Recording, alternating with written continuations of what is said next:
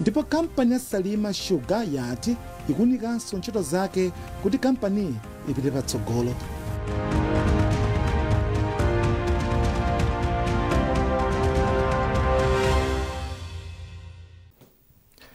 Nkhani yathu yamba njakuti bungwe la m'mayiko akumwera kwa Africa la SADC ladandaula ndi kuphedwa kwa asilikali ake omwe akusungitsa bata ndi mtendere mdziko la Democratic Republic of Congo DRC. Bungwe la SADC ladzudzula gulu la zauchigawenga la M23 lomwe lili kudera la kumvuma mdziko la DRC kuti zomwe likuchita ndi kuphwanya ufulu wa anthu, kusokoneza chitetezo ndi mtendere ku dzikolo ndi m'mayiko a mbungwe la SADC. Zambiri mulipotere. Bungweli lati mchitidwe wa zigawenga za M23 zofuna kulanda malo mwaupandu kwadzetsa chiopsezo chachikulu pakati pa wanthu pa nkhani zachitetezo kumvuma kwa dziko la Democratic Republic of Congo.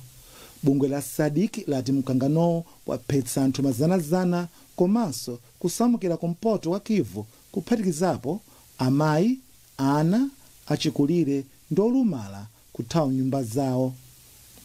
Pakumenyana koopsa pakati pa maguluwa, asilikali aku Malawi atatu aphedwa ndi ena asanu anayi 9 a mdziko la South Africa pamene anthu ochuluka avulala modetsa nkhawa.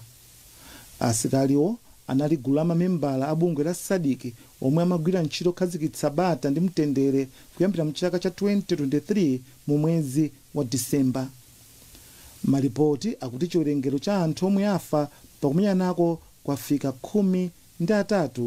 13 ndipo bungwe la SADC lati ndodandaula ndi kusokonekera kwa chitetezo komanso mavuto omwe anthu amba akumana nawo mdziko la Congo chifukwa cha ziwawa.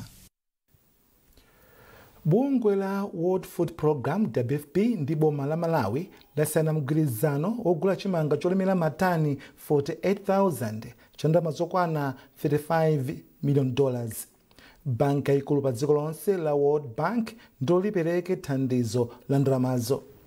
Mkulu woona za ngozi zogwa mwadzidzidzi a Charles Kalemba wati mgwirizanowo uthandiza mabanja omwe akuvutika kamba kosowa chakudya mdziko muno. Munga takhala tikufotokozera kuti tikuthandiza anthu pafupi 5.7 million amene anapezedwa mu Juni chaka chatha. Tikudziwa kuti nambala inakula ndiye tikanapitilizabe kuyang'ana kuti kodi tithandiza bwanji. So pakanali pano tikanalibe ndi kufuna pafupi 84,000 metric tons ya chimanga chakuti tifike kumapeto kwa season ino. Koma mukaonanso mene zilili cha nthawi imene ya mvula isina yambe bwino kusonyeza kuti tikuyeneka tipitilize. Ndiye chithandizo china chilichonse chimene chikubwera ndi chithandizo chofunikira kwambiri. Anzathu a WFP tikugwira nawo ntchito limodzi andi tikupitilira kugwira nawo ntchito limodzi ndi othandiza ena amene amatigwira padzanja nthawi ngati zimenezi. Komanso tikufunika tiyambe kuyang'ana kuti kodi tipanga chani kuti zovuta ngati zimenezi zisangokhala pobe chifukwa pali ndondomeko zimene tingapange kuti njala tiyambe kuthana nayo. Mawu ake mkulu wa bungwe la WFP mayiko akumwera mu Africa a Eric Pedersen wati mgwirizanowu uthandizanso kulimbana ndi mavuto akusintha nyengo. Anthu omwe apindula ndi ngongole ya feteleza kuchokera ku bungwe la NIF ayamika bungweli ponena kuti ndondomekoyi ithandiza kuti akhale odzidalira pa chakudya ngakhalenso pa chuma. Izi ndi malinga ndi kukhazikitsa kwa ndondomekoyi mchigawo chakumawa komwe mabanja osiyanasiyana akuyembekezeka kupindula. Dave Uma wafika ndi ripoti. Ngati njira imodzi yofuna kulimbikitsa ulimi mdziko muno kuti anthu adzikhala ndi chakudya chokwanira, bungwe lobwereketsa ndalama mdziko muno la National Economic Empowerment Fund NIF lakhazikitsa ndondomeko yopereka feteleza wa ngongole kwa mabanja opitirira 800 maboma a Nchewu, Machinga ndi Mangochi. Poyankhula pokhazikitsa ndondomekoyi, mkulu wa bungwe la NIF Humphreys Njetseni anati izi zithandiza kuti mabanjawa akhale ndi chakudya chokwanira komanso odzidalira pa chuma.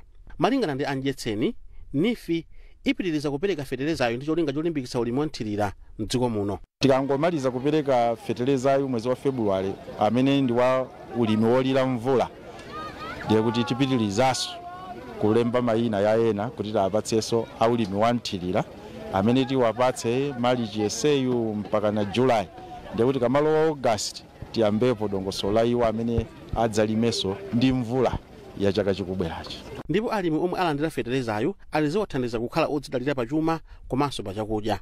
Nife yatithandizira kuti tingathenso kulima malo akulu kwambiri, chifukwa choti zipangizo zotiyenereza kuti tilime malo akulu tinazo.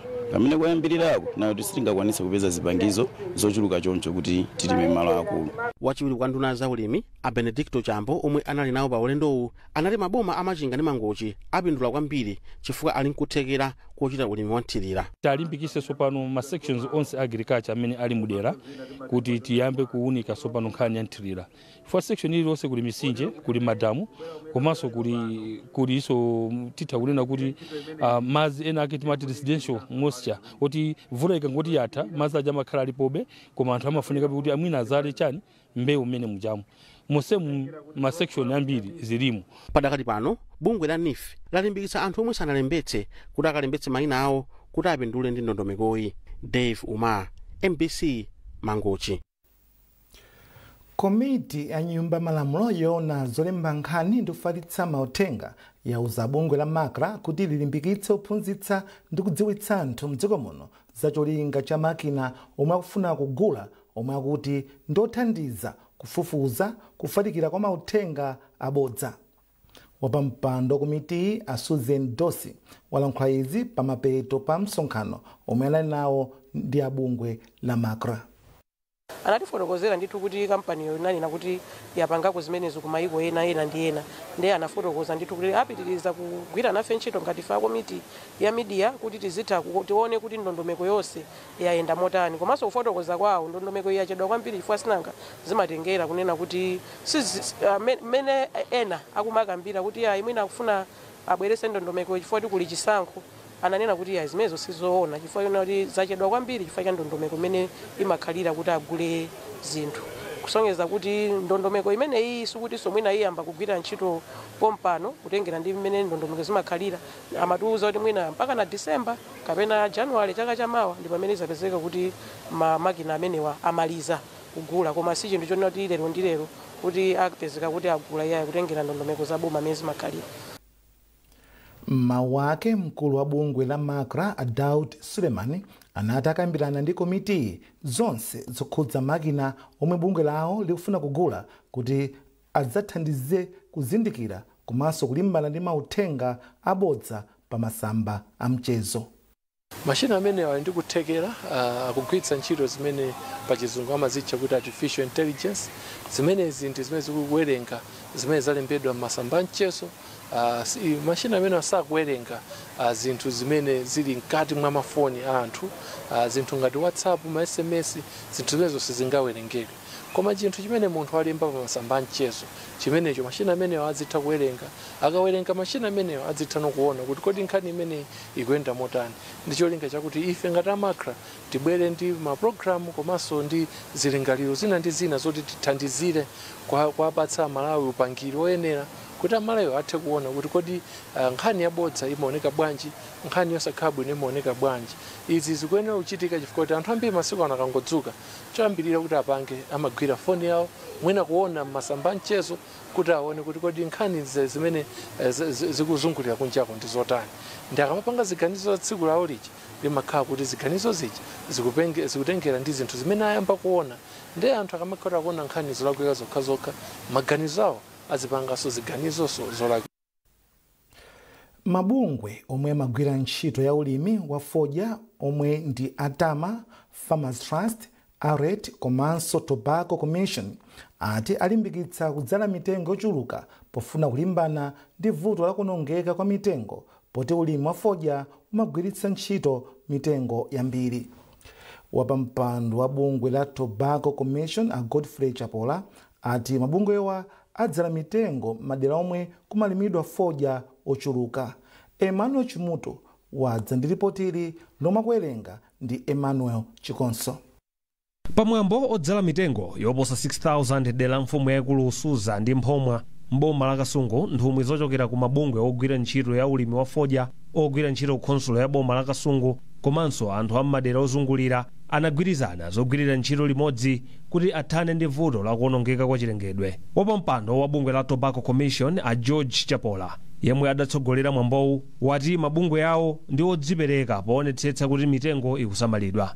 Achapola atinso ngati anthu angakwanitse kusamalira mitengo zikhonza kuthandiza kuthana ndi vuto la kusowa kwa mvula lomwe lakhudza alimi a fodya komanso a mbewu zina. Tabwera pano chifukwa chakuti kumbuyoku wamanena kuti ulimi wa fodya ndi umene kuononga mitengo yambiri mdziko mwathu muno. Iyi ndetu vomera kuti mfodya limagwiritsa ntchito mitengo, koma ndaliyese mdziko muno kamagwiritsa ntchito mitengo. Kaya umanga nyumba, kaya makala, kadi nchani, timagwiritsa ntchito mitengo. Tsono ife tikufuna tionetse chitsanzo kuti udindo umenewo wodzala mitengo ukhale wa Malawi aliyense. Mkulu woyang'anira nkhalango ku khonsolo ya boma la Kasungu Frecha Muhone ati kupitirira kwa mchitidwe wotcha makala komanso ulimi wa fodya ndi zina mwa zomwe zadzetsa vuto la kutha kwa mitengo. Ndipo iwo anapempha magulu okhudzidwa kuti agwire ntchito limodzi poonetsetsa kuti akudzala mitengo komanso kuti akuyisamala bwino. Takatuza mitengo chaka ndi chaka. Pomwe atingotenga mwina zaka 5 zizi. Mafiga manamba omwe takhati kwa chula kuti chaka chino tasambengo mwakuti tingowongesera manamba amenewo. Kena kuti talingalira kuti ni mitengo ingati yomwe yapulumuka. Mpeza kuti ni mitengo ichepa zaidi.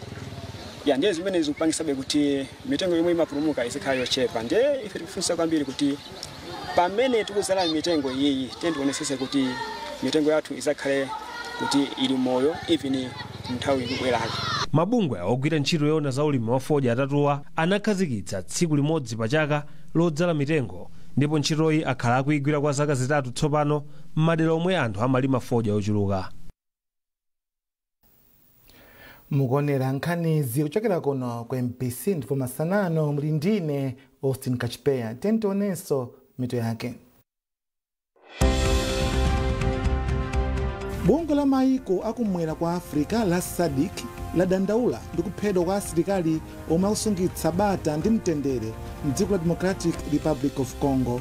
Bungwe la World Food Program WFP ndi boma la Malawi asayina mgwirizano ogula chimanga cholemera matani 48,000 cha ndalama zokwana $35 million. Ndipo kampani ya Salima Sugar yati ikunikanso ntchito zake kuti kampani ipite patsogolo.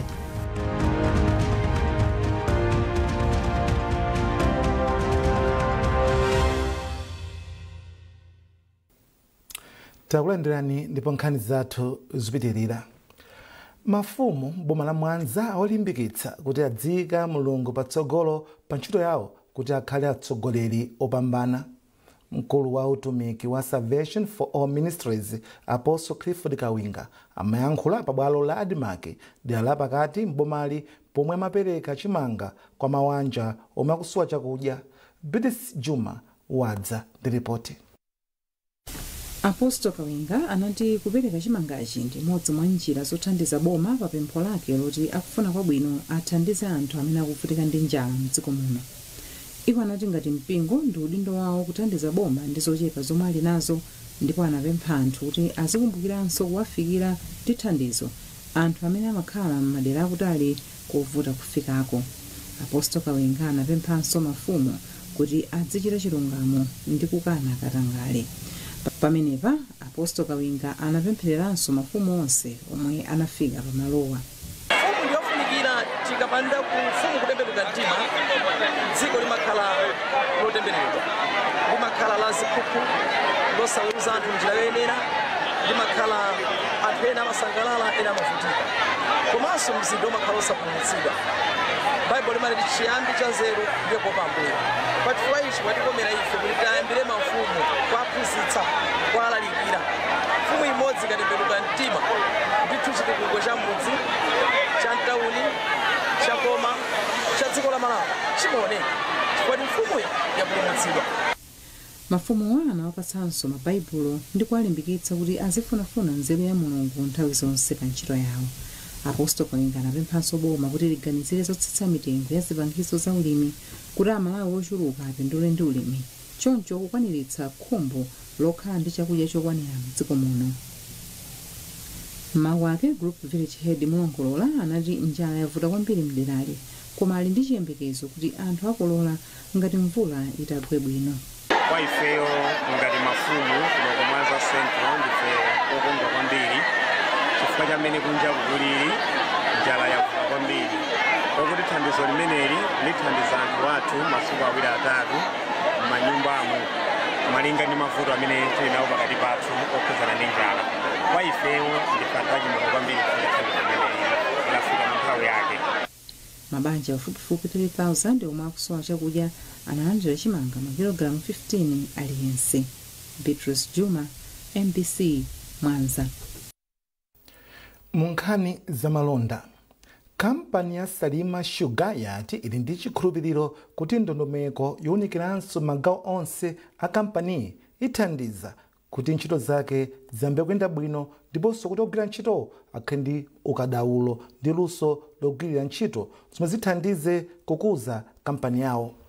Polankhula ndi MBC mu mzinda wa Blantyre komwe zokambirana zili mkati, mkulu wa kampani a Wester Kosam anati ndondomekoyi ithandiza kuti ikweze ntchito za kampani iwo afotokoza. Imene ndiofunika kwambiri chifukwa kuti kampani iyi imene naipezera inalibe chizungu chotchedwa organogram, kuti maudindo a kampani ali motani kuti kuyambira pa bwana wamkulu fika mmusi tikwatcho kuti mayina ake ndi chani, anthu amagwira ntchito yanji panalibe. So tinapempha bungwe lili la Omega Consultants kuti atifufuzire atilangize bwinobwino amene kampani imaonekera nkhope yake. Chifukwa Salima Sugar nkhope ili nayo sungerekeze makampani ngati Rovo, kaya Niko, kaya chani ayi zinakhala mwana chiyankhulo cha masiku ano nyambwali. So lero tipezeni akatswiri odziwa amene kampani timayenera kuyiruka. Ndi panopa mwambo ngoti tupita kumapeto tufati tikhale ndi document yomaliza yoti tikapeke ku board kuti Salima Sugar tsopano tufuna idzioneka chonchi. Awa ndi malamulo amakampani. Kampani imakhala ndi board, CEO, management. Maudindo amene achiwosa amene mwalimba ntchito amakhala olimbidwa bwinobwino kuti udindo ntchito yake ndi udindo ntchito yake ndipo udindo maphunziro ake munthu ogwira ntchito apa akhale ophunzira motere akhale ndi experience ya ntchito iyi motere kuno timantolana iwe bwera khala apa iwe bwera khala apa tati azizite kuyambira lero pita kusogolo tilembe ntchito anthu potengera ndi malamulo amene anzathu atifotokozerera. Padali pano akosamu ati pakhala kusintha kwakukulu pakayendetsedwe ka kampani zomwe zithandize kukomera makasitomala ndi anthu ena. Kugwira ntchito mwa ukadaulo kukuyambika panopa pogwira ntchito athu zithandiza kuti no kampani ikwere mwachangu. Choti akugwira ntchito chopanga chawo akuchidziwa. Amene akugwira ntchito kumunda kuchotsa nzimbeyi kuti iphuke nzimbeyi adziwa ntchito yawo imene ili komanso malire ntchito yawo yakulekeza pati. Kupanda izizi ndi kuti tisamayembekezere kukhala zabwino makampani ina iliyonse ngati kugwira ntchito alibe ukadaulo. Sito kwafotokozera chimene anena kupanga pa udindo wawo. Ndi thandizo limene likhale nalo ku kampani panopa ndi kuti amene agwira ntchitowa amene mwaonawa ndi amene adzala komanso apetiti alembe ntchito amene kulembe ntchito nu fatire mpaso mapiyala awotu muzikati yankhulira kampani ko koma ngati ngokulembani ngokutolani ndi bukhu ili likutulukali limene linene mtundu wa piyalawo, mtundu wa general manager, mtundu wa CEO, mtundu wa factory engineer, mtundu wa irrigation engineer, kuti anthu akadzakhala oneka bwanji makamaka mtemu za maphunziro awo.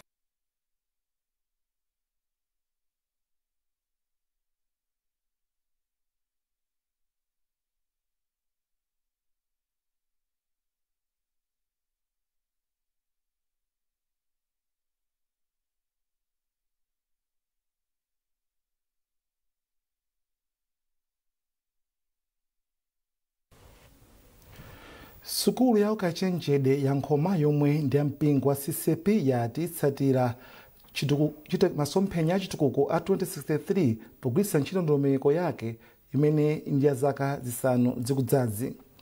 Zambiri mlipotere. Sukulu ya ukachenjede ya Nkhoma yakhazikitsa ndondomeko ya zaka zinayi 2024 mpaka 2028 potsatira mfundo za chitukuko za Malawi 2063 komanso momwe ntchito za sukulu za ukachenjede zingakwezere chitukuko kuphatikizapo za uzimu. Mkulu wa sukulu ya Nkhoma University Mbusa Edward Tembo wati ndondomekoyi ithandizira kupititsa patsogolo ntchito za sukuluyi komanso kuthandizira kukwaniritsa masomphenya a dziko la Malawi pa chitukuko. Masomphenya wathuwa sitinangowakonza ngati patokha koma tinaonanso kuti masomphenya aboma 2063 akuti chani ndife tsopano tiulowapo ngati othandizira kukwaniritsa chifukwa mpingo uli mbomamo ndi sitingachite padera tiyenera kuchitira limodzi.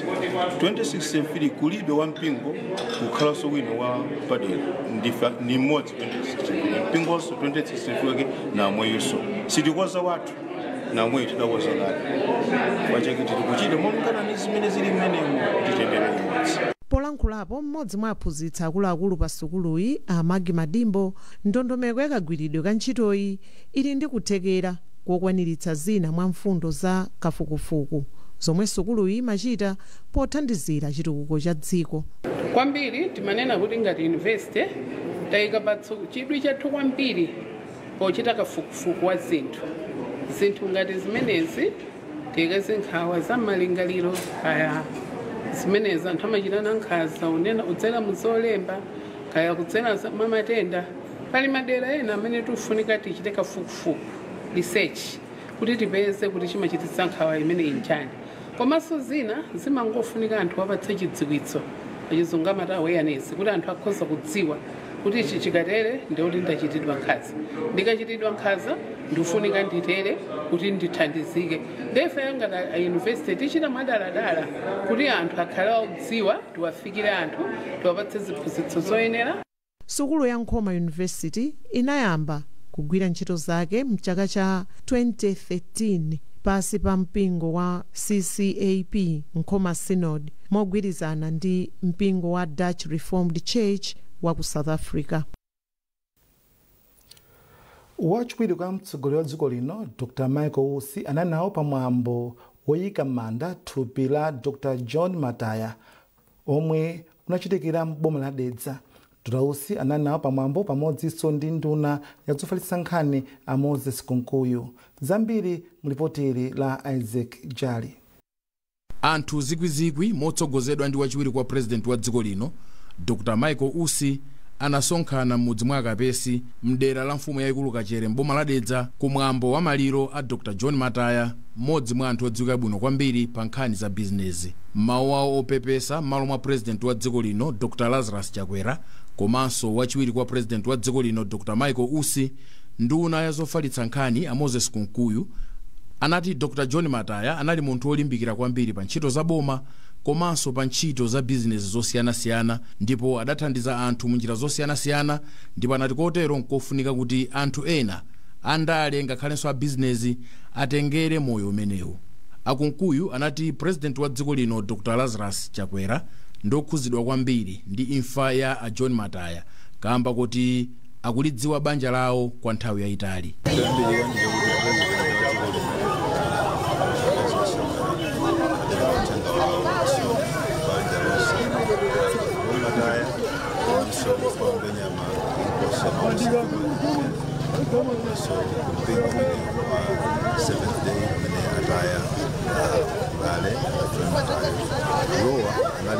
Wachitsanzo kwambiri potengera kuti anapezeka mbali zonse za moyo, anagwira ntchito m'maofesi osiyana-siyana m'boma komanso anagwira ntchito mu private sector ngati wa business. Kupatulako mumaoneramo anali munthu olimbikira kwambiri za chikhalidwe chake chachingoni, analimbikitsa kwambiri chikhalidwe chingoni sanachilowe chikhalidwe chifukwa chofuna kukapezeka position ina yake, sanalowe mpingo kufuna kukachititsa dzina lake koma anakhala moyo wa Chikristu, anakhala moyo olimbikira chikhalidwe chake komanso munthu olimbikira kwambiri. Zimenezi zinapangitsa kuti anthu ambiri akhale kuti chimene akhoza kuphunzira kumoyo wa Dr. John Mataya ndipo mzimu wawo usamutendere chifukwa chakuti adzasoweka kwambiri kuti akhoza kuphunzitsa moyo wawo kuphunzitsa malawi zinthu zochuluka. Ndipo m'mawu ake inkosi ya makosi Gomani yachisanu nayo inayamika malemu a John Mataya ponena kuti anali munthu osadzikonda komanso olimbikitsa umodzi komanso chikondi pakati pa anthu. Inkosi ya Makosi Gomani inati a John Mataya adathandiza anthu mdera lawo munjira zosiyanasiyana makamaka pa nkhani za maphunziro. A John Mataya anali munthu wodziwika kwambiri pa nkhani za bizinesi, komanso anali wodziwika kwambiri pa ntchito za boma, kamba kuti adagwirapo ntchito ku ofesi ya president ndi nduna OPC, komanso adakhalapo DC wa maboma osiyanasiyana monga Chikwawa, Salima, Mangochi, Mwanza ndi Blantyre. Ndipo kenako adadzakhala mkulu wa skulu ya ukachenjede ya Malawi Institute of Management nthawi imeneyo yomwe panopa amati Malawi School of Government. Kuonjezera pamenepa, a John Mataya adakhalaponso mkulu wa bungwe lolimbikitsa ntchito za business mdziko muno la Malawi Confederation of Chambers of Commerce and Industry MCCCI. A John Mataya adabadwa pa 11 February mchaka cha 1954 ndipo asiya mkazi ndi ana atatu komanso zidzukulu zinayi. Isaac Jali, MBC, Dedza. Mzimu wawo use mtendere. Ndipo pomaliza nkhanizi nayinso mitu yake. Bungwe la maiko akumwera kwa Afrika la SADC ladandaula ndi kuphedwa kwa asilikali omwe akusungitsa bata ndi mtendere mdziko la Democratic Republic of Congo. Bungwe la World Food Program WFP ndi boma la Malawi asayina mgwirizano ogula chimanga cholemera matani 48,000 cha ndalama zokwana $35 million. Ndipo kampani ya Salima Sugar yati ikunikanso ntchito zake kuti kampani ipite patsogolo.